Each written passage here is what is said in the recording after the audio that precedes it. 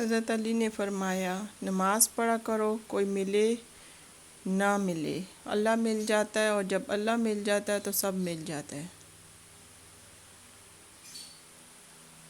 مشکل وقت میں ہمیشہ دعا مانگا کرو، کیونکہ جہاں انسان کا حوصلہ ختم ہو جاتا ہے وہاں سے اللہ پاک کی رحمت شروع ہوتی ہے۔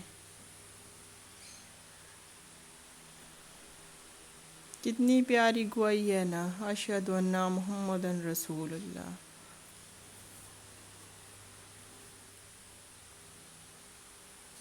وضو جوانوں کی طرح کرو، نماز بوڑھوں کی طرح پڑھو، اور دعا بچوں کی طرح مانگو۔